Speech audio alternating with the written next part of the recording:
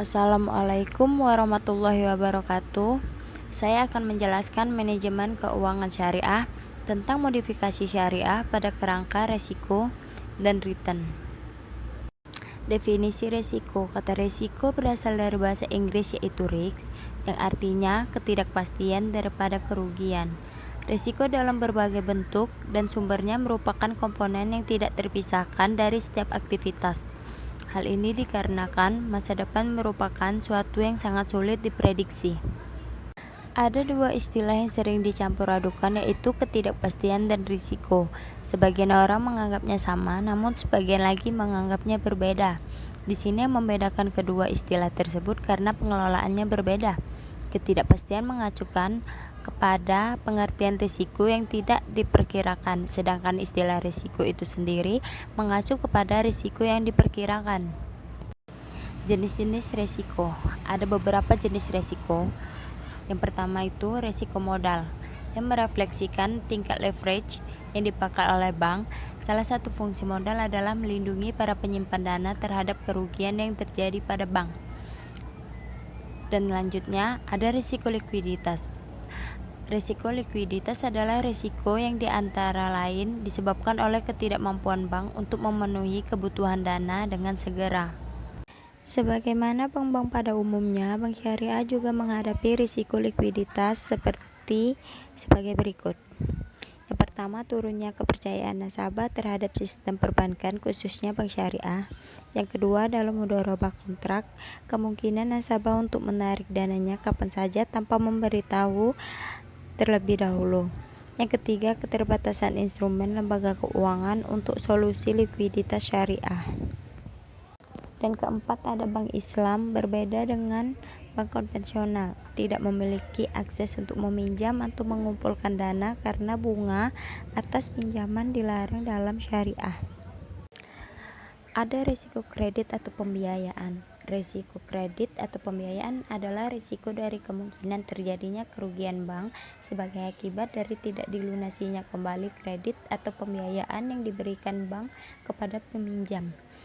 Lanjut, ada risiko pasar. Risiko pasar bagi institusi finansial timbul dalam bentuk penggerakan harga yang tidak diharapkan seperti risiko tingkat pengembalian, risiko nilai bunga, dan risiko nilai tukar mata uang. Risiko tingkat suku bunga adalah risiko yang timbul sebagai akibat dari fluktuasi atau naik turunnya tingkat bunga. Sedangkan risiko pertukaran mata uang adalah suatu konsekuensi sehubungan dengan pergerakan atau fluktuasi nilai tukar terhadap rugi laba bank. Selanjutnya ada risiko operasional, adalah risiko akibat kurangnya sistem informasi atau sistem pengawasan internal yang akan menghasilkan kerugian yang tidak diharapkan. Lanjut, ada risiko hukum. Risiko hukum bisa datang dari faktor eksternal seperti regulasi yang mempengaruhi aktivitas bisnis tertentu, ataupun faktor internal yaitu terkait dengan manajemen atau pegawai bank seperti penyelewengan, pelanggaran hukum. Dan selanjutnya ada risiko strategik. Risiko yang disebabkan adanya penetapan strategi dan pelaksanaan strategi bank yang tidak tepat, pengambilan keputusan bisnis yang tidak tepat, kurangnya responsif bank terhadap perubahan eksternal. Lanjut, ada risiko kepatuhan. Risiko yang disebabkan bank tidak memenuhi atau tidak melaksanakan peraturan perundang-undangan dan ketentuan yang berlaku pada praktik risiko yang terkait dengan peraturan seperti pajak. Dan ada risiko reputasi. Risiko reputasi adalah risiko yang timbul akibat adanya publikasi negatif yang terkait dengan kegiatan usaha bank atau karena adanya persepsi negatif terhadap bank. Hal-hal yang sangat berpengaruh pada reputasi bank antara lain adalah manajemen, pelayanan, ketaatan pada aturan, dan sebagainya. Definisi pengembalian atau return. Pengembalian adalah keuntungan yang diperoleh perusahaan, individu, dan institusi dari hasil kebijakan investasi yang dilakukan. Menurut R.G. Schuck, pengembalian adalah laba investasi, baik melalui bunga atau dividen. Hubungan antara risiko dan tingkat pengembalian. Untuk memperoleh pembiayaan atas proyek yang akan bermanfaat bagi pemegang saham perusahaan, perusahaan harus menawarkan kepada investor tingkat pengembalian yang mampu bersaing dengan alternatif investasi lain yang bersedia bagi investor tersebut.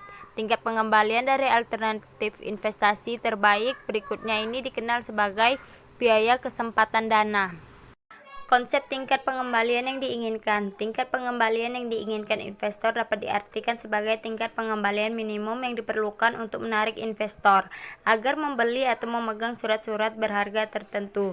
Definisi ini mempertimbangkan biaya kesempatan investor dalam melakukan investasi, yang artinya jika suatu investasi dilakukan, maka investor akan melepaskan pengembalian yang diperoleh dari investasi alternatif terbaik berikutnya.